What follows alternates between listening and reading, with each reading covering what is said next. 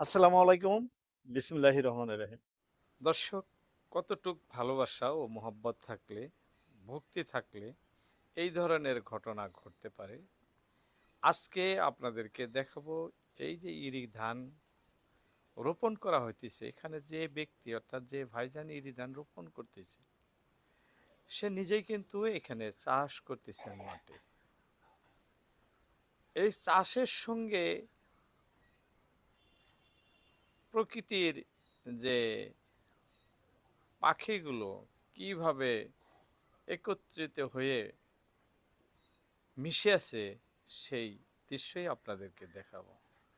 দেখুন, আমাদের মানব সর্বশ্রেষ্ঠ, কিন্তু আমাদেরকে দেখলে কোনো পাখি আমাদের পাশে দাঁড়ায় না বা আসে না। আমাদের কোনো আওয়াজ বা বুলি শুনলেও আসে না, কারণ ভয় পায়।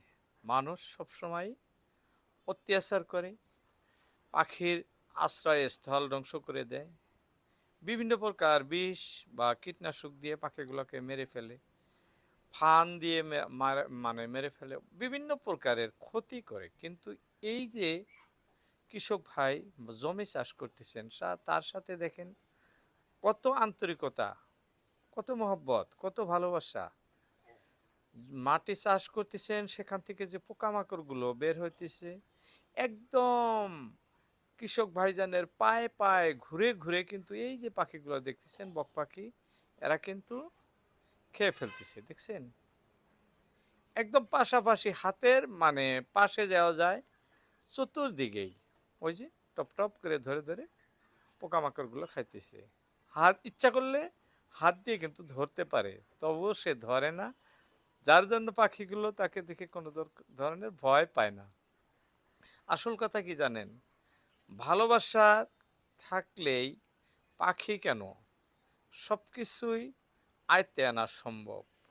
গরু, মোষ, ছাগল, ভেড়া, আপনি যেটাই খুব অত্যাধিক মহব্বতের সহিত পোষণ করবেন, দেখবেন আপনার কথার বাইরে খুব কম যাব, ডাক দেবেন, আওয়াজ দিব।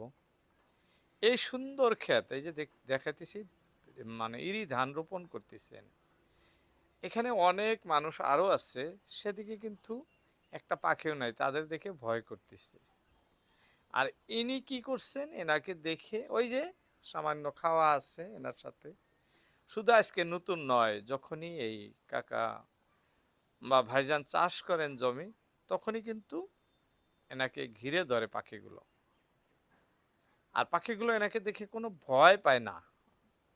মানে এই ভাইজান পাখিগুলাকে কোনো ক্ষতি করেন না, কোনো অত্যাচার করেন না। দেখছেন কিভাবে পায়ের সাথে সাথে যাইতেছে, ইচ্ছা করলে ধরতেও পারে, কিন্তু না, কোনো সময় এই পাখির ক্ষতি উনি করেন না। যার জন্য পাখির সাথে মিলেই আমরা চেষ্টা করব, আমরাও প্রকৃতির কোনো ক্ষতি করব না, যতটুক পারি রক্ষা করার জন্য চেষ্টা করব। এটাই আমাদের মানবতার কাম হবে। তাই আজকে আর নয়, অনেক কথা বলে ফেললাম বলতে বলতে। এ ধরনের দৃশ্য দেখলে ভালো লাগে না, তাই আপনাদের অনেক কথা